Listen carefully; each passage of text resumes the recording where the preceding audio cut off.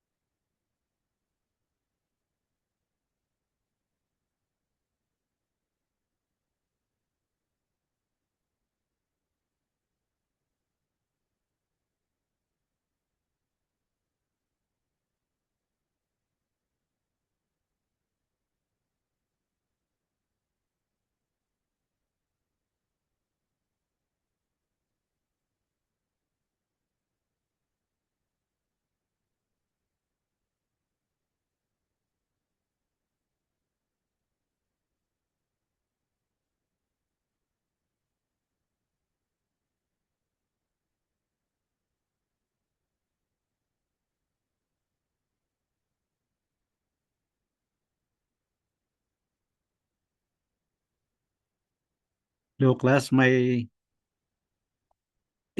kan ba dyan sa screen nyo na? May slides na tayo?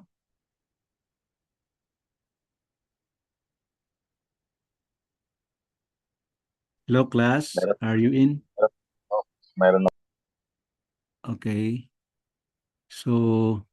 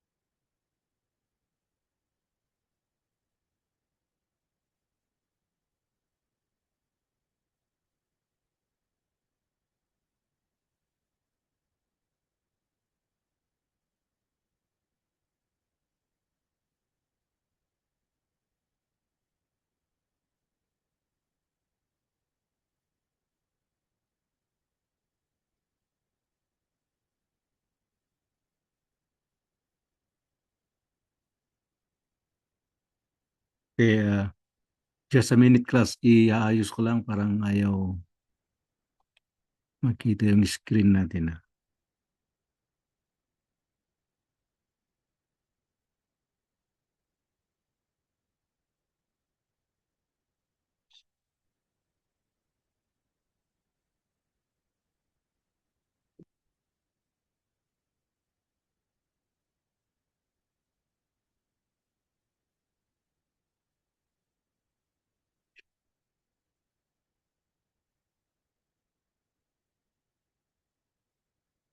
Okay class, do you see can you see now our presentation?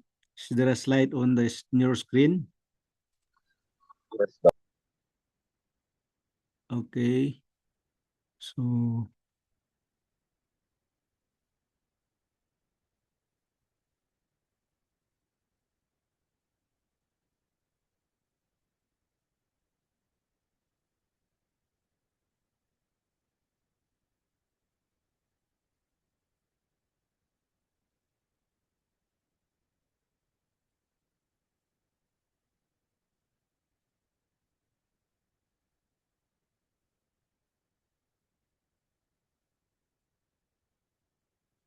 before we start, we'll have a short prayer.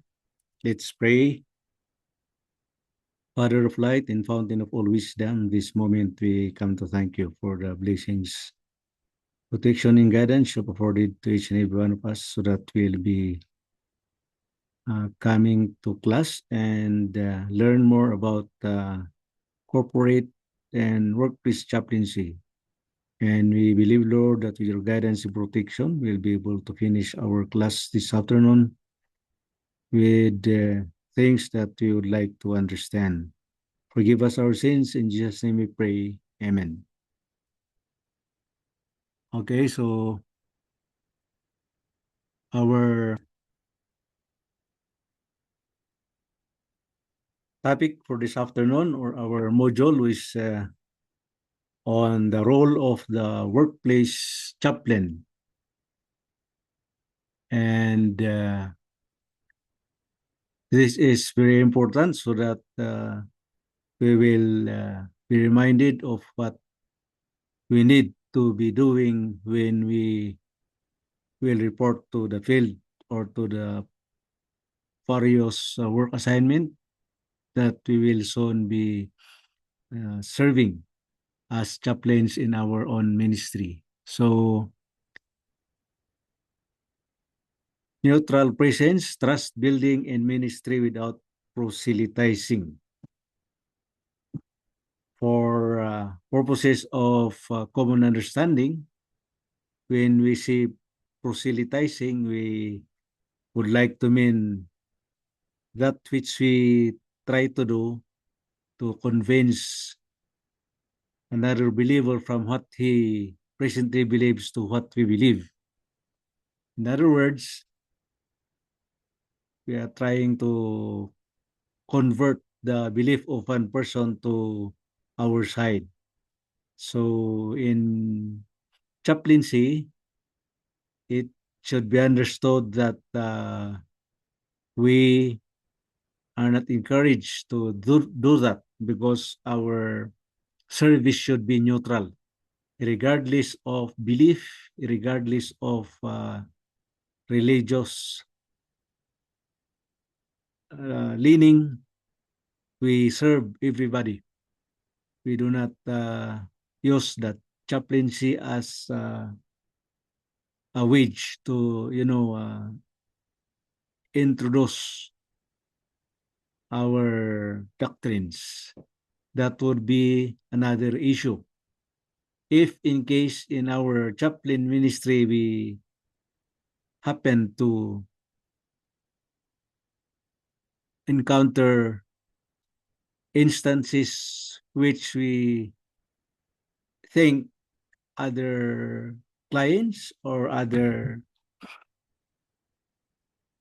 patients in our ministry would like to know something about what we believe, it should be arranged in such a way that is not within the chaplaincy uh, work or on duty while you are a chaplain. Okay, so it is an interfaith approach, and chaplaincy should be treated with neutrality. I hope that is clear to everyone. So the overview of our module is it will clarify the professional role of the workplace chaplain within organizational settings. So we have four key areas to cover: neutral presence in workplace ministry, trust building in organizational settings, ministry without proselytizing. Again, that's been shown. So you serve without the under purpose of trying to convert one patient, one client to your belief. And lastly, ethical service within professional systems while offering emotional, rational, and spiritual care. In spite of not proselytizing, we can still serve. We can still offer our services as chaplains. And you need not to worry about that, because whatever the Holy Spirit would bring you to, it would always come in the proper place and at the right time. So what you would like to learn after our session would be We'll be able to describe professional identity of our workplace chaplain, explain the importance of neutrality in workplace ministry, why we need to be neutral, demonstrate principles of trust building in organizational settings, distinguish chaplaincy presence from managerial or supervisory roles, and lastly, practice ministry without proselytizing. So it's still always there. You can always be a chaplain without trying to integrate the indoctrination or introducing of your faith to other people.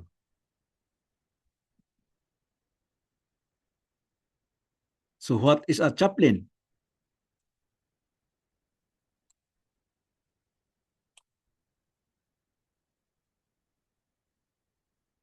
Simply, chaplain is a listener. If there is anybody in this world who knows how to listen, it should be chaplains. It should be us chaplains. Listening is just hearing what clients see, what other person says, but include the manner of understanding wherein you can put yourself into the client's shoes, and a supportive presence, a confidential resource. Confidentiality is very important in our ministry as chaplains. If there is a client who shared with you his secrets in life, his problems, his challenges, or whatever that has to be guarded without being put into public, you should be you should respect that. No, it is worth the confidence.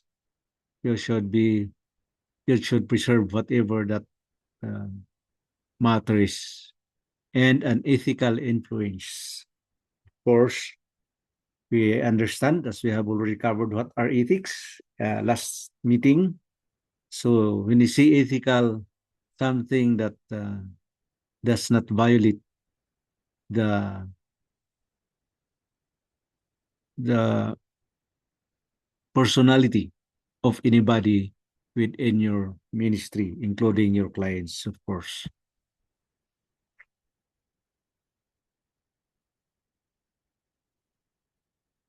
So, what is a chaplain not? Ano ang hindi ginagawa ng chaplain? First, management. When you're in a particular organization that you serve, you are not there as part of management. The chaplain does not supervise employees or make business decisions. And a chaplain is not human resource, not involving in hiring, firing, or employee discipline.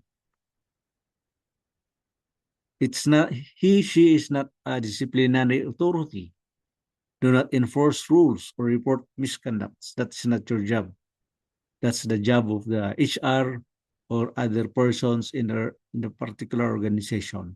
That's why in the last Sunday we talked about understanding, knowing the roles and different structure of the organization that you are assigned to, so that you will understand what are their culture. You remember the uh, corporate or workplace culture that we discussed last time? That's it. You do not have the authority, you do not have the personality to infuse discipline to workers or members of the organization that you serve. And corporate strategies, you do not introduce business strategy nor operational matters. Your presence and your presence and your what's the other one? That's what we are there for. Okay.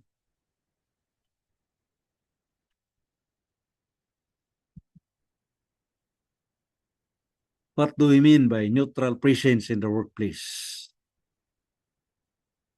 Or why should we be neutral? Okay? Neutrality is foundational to workplace chaplaincy. It builds credibility and ensures employees feel safe speaking without fear of consequences. So when we engage ourselves, when we immerse ourselves with the workplace, with the corporate environment that we are serving as chaplains, we should be able to build our credibility, and people whom we serve will notice that we do not side others and we are neutral. So it says here, neutral presence means not taking sides in disputes, not aligning with power groups. You are not part of the organization as a manager or supervisor. You are not promoting personal agendas. So that's not part of your neutral presence, and not using influence for control. So there is a very big distinction between being part of the organization as a chaplain and being part of the organization as either management or workforce side. So the impact, neutral presence strengthens trust across all the levels of the organization. And they should be seen on us as chaplains. So let's go deeper. Trust building in organizations. It says in our material, trust is earned through consistent behavior. Of course, we say consistent because we do not uh, we do not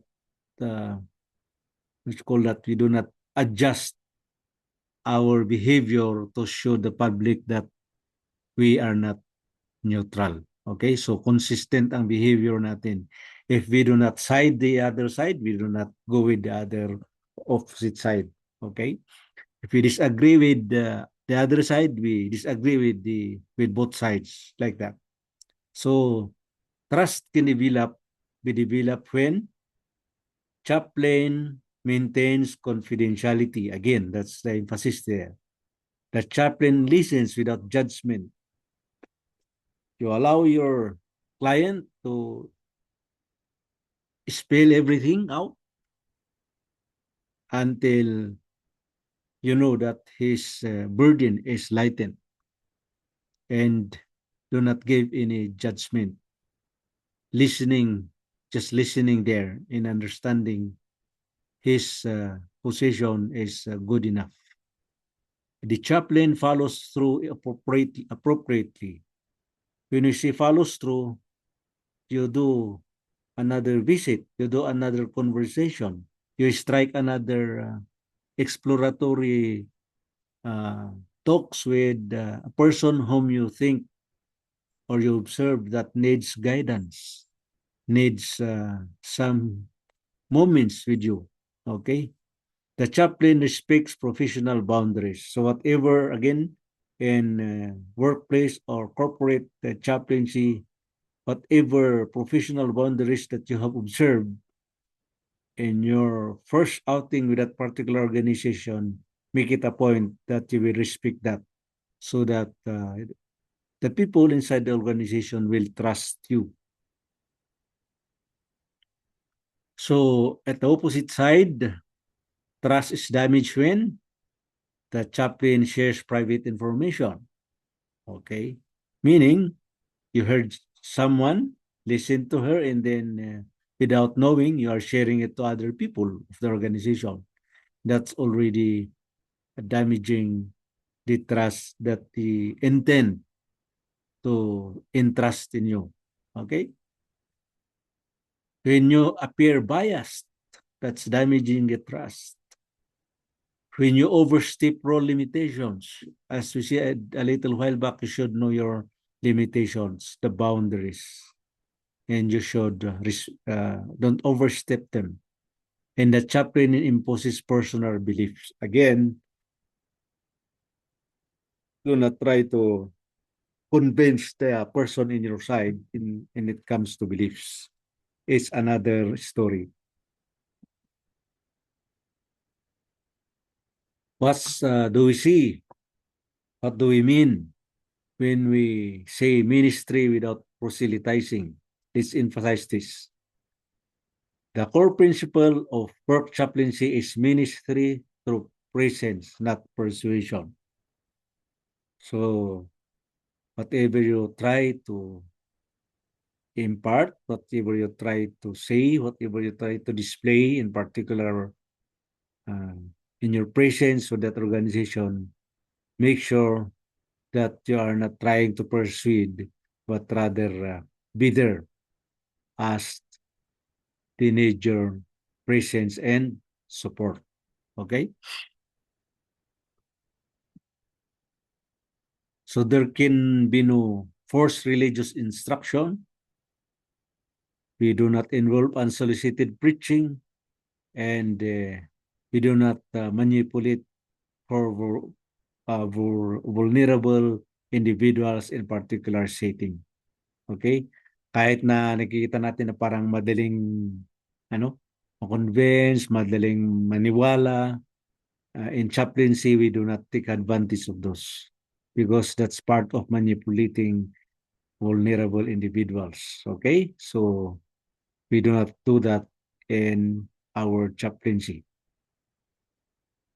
So what do ministry without politicizing, proselytizing, as you see, mean? First, you respond when invited, offer support when requested, not forcing it.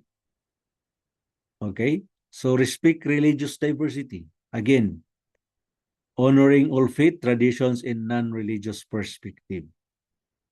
Offer spiritual support when appropriate. Reading situations with sensitivity. Pagka inaaral natin kung ano kaya ang kalagayan, make it a point that we offer spiritual support if it is needed in the appropriate manner. You can offer a prayer, you can offer an opinion, but do not try to impose something behind the particular support. And another, honoring freedom of belief. Faith informs the chaplain's character but does not control the employee's conscience. Okay? They may know that you belong to a particular religious sect or belief, but that is not the center of your chaplain service. Okay?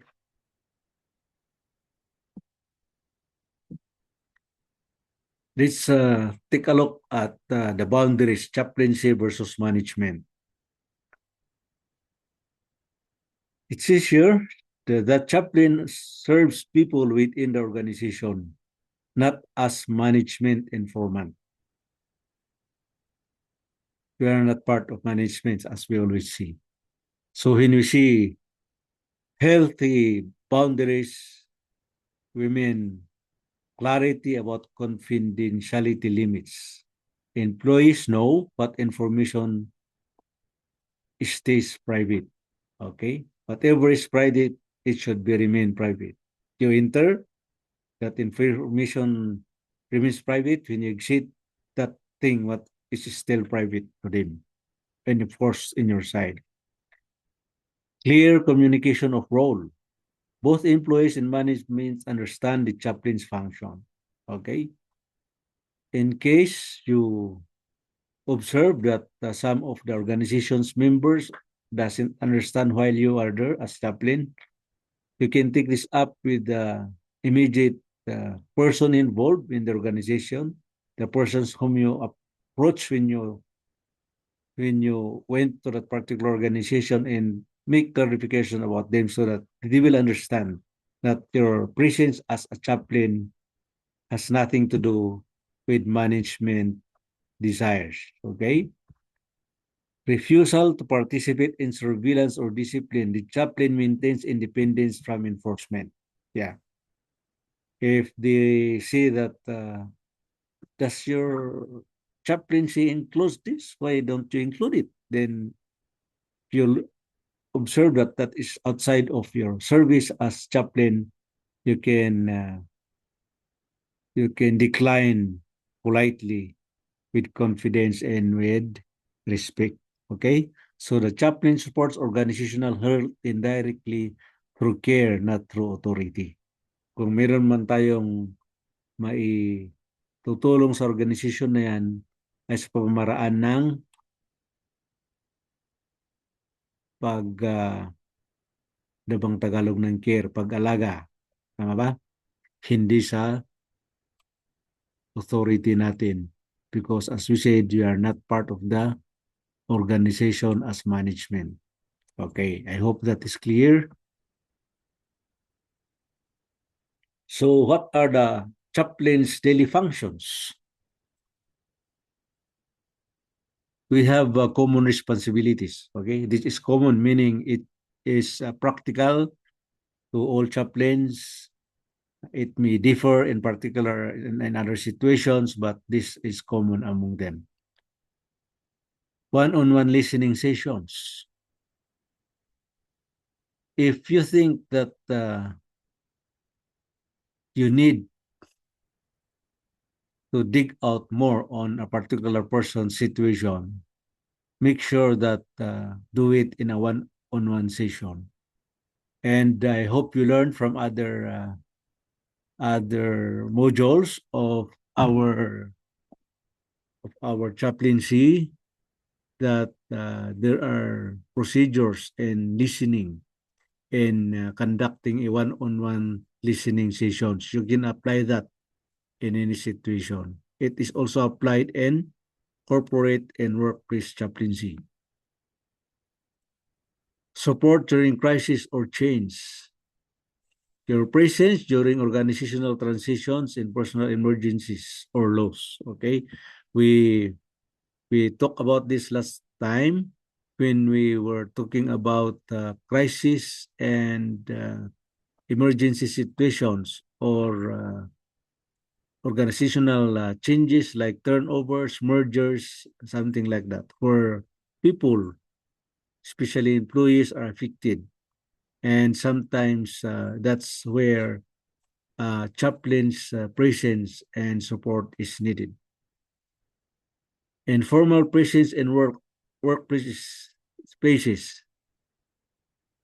So we interact casually with the intention of supporting them and being present when we are needed. Encouragement during stressful periods, offering emotional and spiritual support. Okay, that's our common responsibilities. Referrals when professional counseling is required, and recognizing limits and connecting employees with appropriate resources. At the very first place, as chaplains, we know also our limits. We are not professional psychologists, although there are chaplains who are professional psychologists. It should be done in a proper manner. You are not the right person, you refer them to the professional counsel whom you think has the proper background to take care of deeper and more complex situations, especially in psychological area of counseling. Okay. But if you're a professional and you have the qualifications, you are even a license, I think there's no problem in taking it in your hands, but explaining first to the organization or to the person involved. Okay. So the chaplain does not replace clinical professions. The chaplain provides pastoral presence and initial support. After the initial support that you can extend, you refer. We refer. Okay? So there are some challenges, and these are common also to all kinds of chaplaincy ministry, regardless of what institution you are serving. Misunderstanding of role. Okay, so again, at the very first instance, the first opportunity, make sure that both parties, you and the organization, understand your role as a chaplain. Of course, you cannot avoid. No? You may be able to escape it, evade it for a short time, but sometimes pressure from leadership can always affect you. So we should be ready to handle and stand for this. Okay, ethical dilemmas. Chaplains are practitioner of ethics. But of course, because you are in a complex situation, especially in a workplace or in a particular corporate setup, sometimes you will encounter ethical dilemmas. That is because of the nature of people, clients, and persons that we encounter. And even us, our own selves can even experience emotional fatigue, not only our clients. Chances are, if we do not take care of ourselves, we can also be victim of emotional fatigue. Are challenges, okay? It's either in the part of the victim or the client, but maybe even in ourselves sometimes. So again, I would like to mention one of the first safeguards of chaplain is be sure that you yourself is spiritually, physically, and mentally ready when you serve so that you will not be part of the problem. Okay? The chaplain must remain grounded, ethically consistent, self-aware, and accountable. That's how we do our service, our ministry as chaplains. Professional identity must remain clear even under pressure. Okay?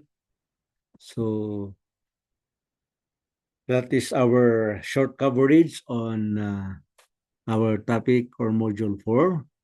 And I don't know if you have problem with these questions. Okay, let's try to answer them one by one. This will be our reflection discussion. We have how many minutes left?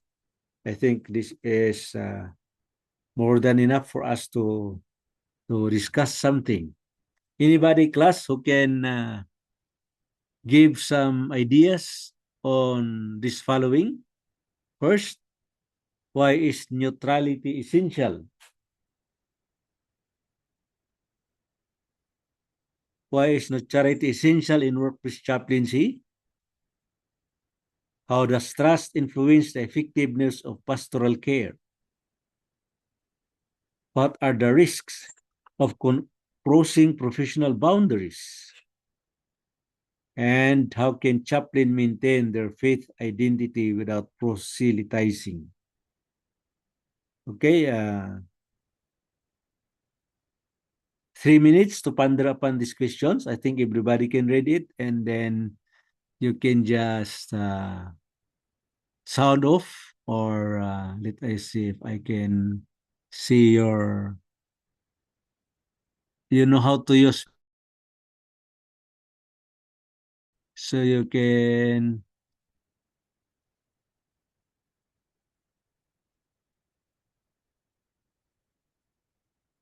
go to reactions, and you can either raise your hand or sound off.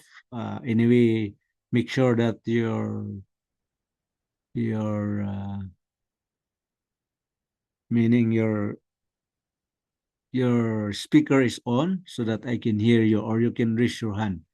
You just go to the uh, three dots on your right side and click on the more. The raising hands is there.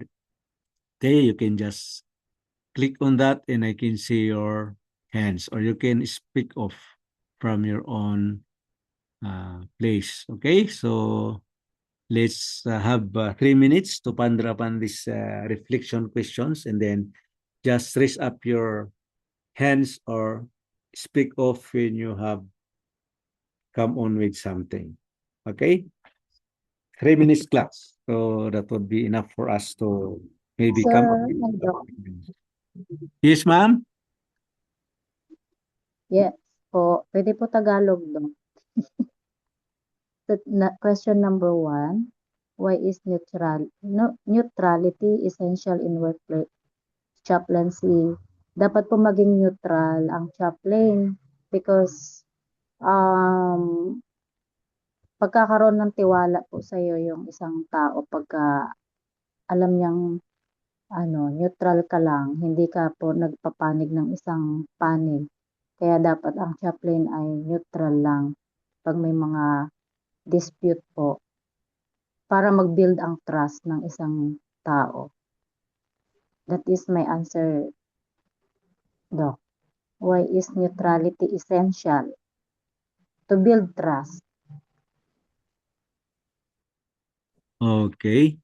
Thank you. Hello, Anybody more? Thank you very much, ma'am, for that. Anybody na magdagdag pa rin? hello, Doc. Good afternoon. Good afternoon po.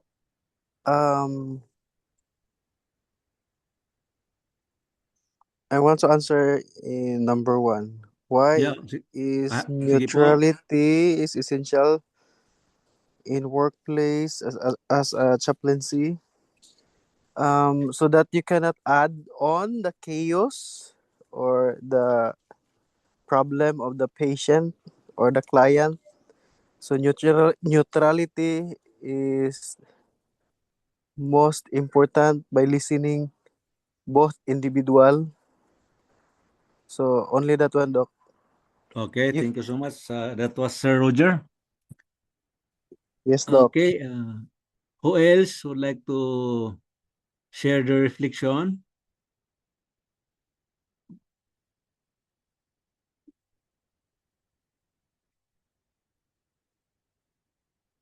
What about the other questions? How does trust influence the effectiveness of pastoral care? What are the risks of crossing personal boundaries? Or how can chaplains maintain their faith identity without proselytizing?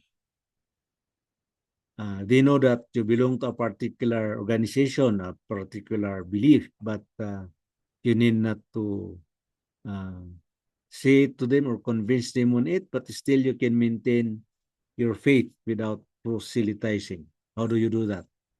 Okay. Anyone would like to share his or her reflection?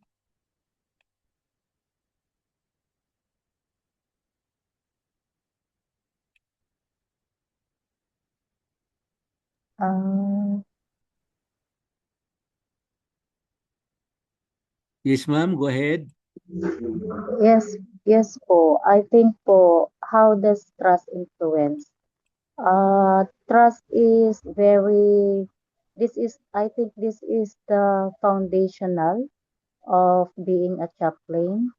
Okay. And then when the people around put trust in you, you can easily um yung mapalagay po yung loob mo po sa kanila. Pag na-build na yung trust po nila sa akin, for example, as a chaplain, then that's the time na they can share what they have problem. They can share Okay. what problem they have. So Okay, very ma'am. essential po, the trust, very essential, and that is the Yeah. foundational of the being chaplain po. Thank you for that, madam. Thank you so much. That was Madam Novita.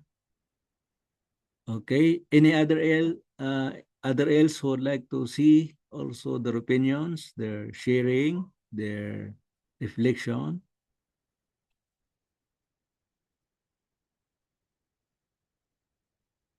Okay, if none, let's try to see the other. I think there's other sheet works here. Okay. There are, we should do this in class, but I think it would not be viable, no? Because we do not have a break-in class or breakout class for now. I was not able to arrange any breakout procedures from our admin. So maybe next time we will try to do this in other topics. At any rate, you can look upon this. You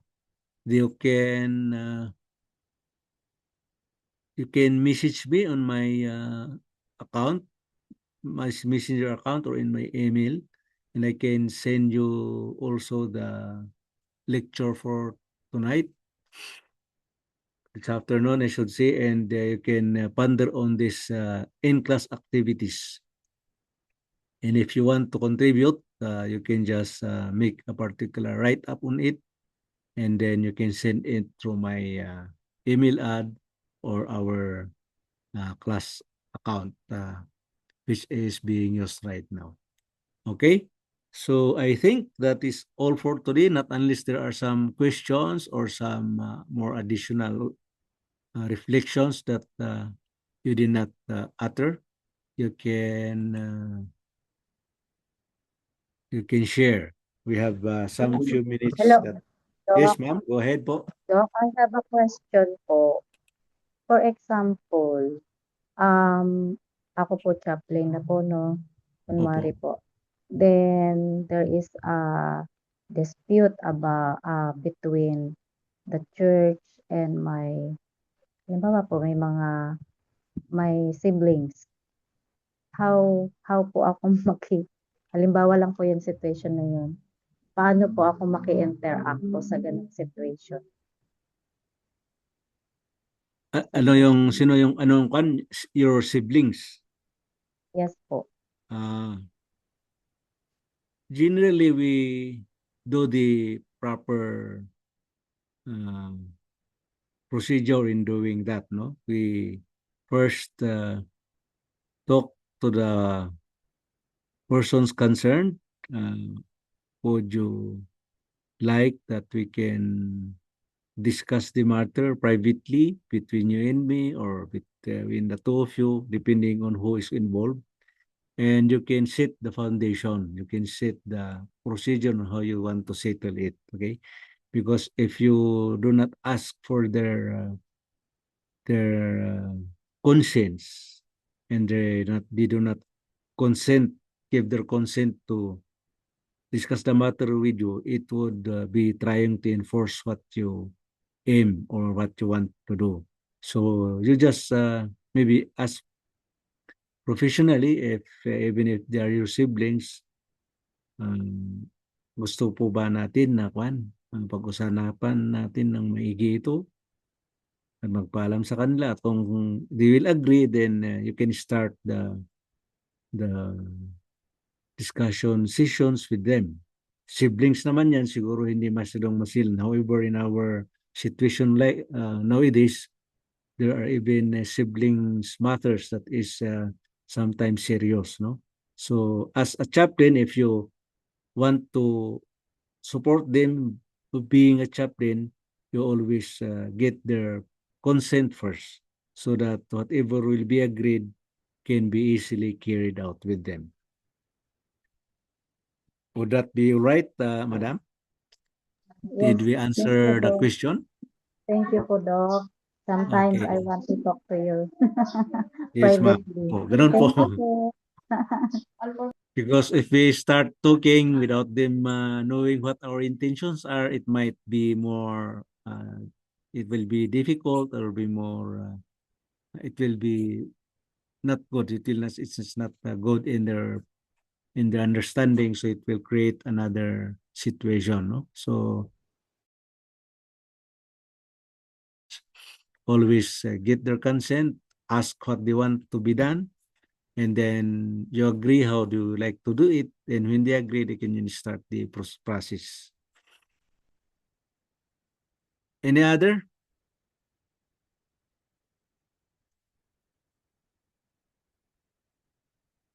Okay, so if there are no more questions, I think the session is okay, and I hope that you can always notify me if you want some thing that we covered and was not able to take it note of it. We can always help you. There is an offer from the admin by Sir Sidran. If you want to have a full copy of the lectures from the first time, um,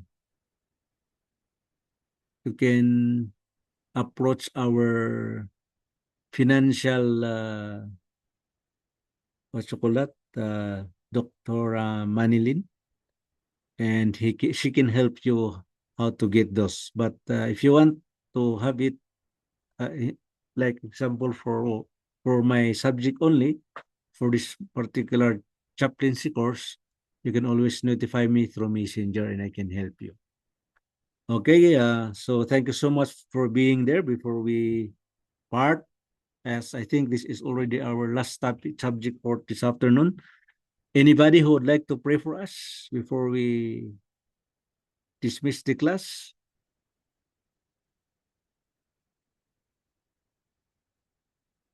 Okay, dahil hindi pa kayo decided kung may gustong mag-pray, let us pray. Our most gracious loving Father, this moment we come back to you to raise our adoration and thanksgiving, and we give you back for the glory and honor for you being so kind to us, giving us this wonderful time to learn about chaplaincy, which we can apply in our ministry. We ask you, Lord, to give us the courage and the proper things to do so that when we engage with our ministry, we will be serving you for your honor. Forgive us our sins. In Jesus' name we pray. Amen.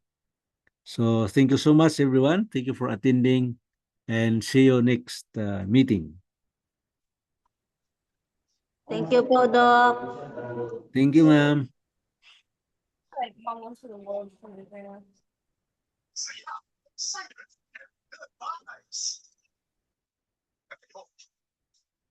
Ah.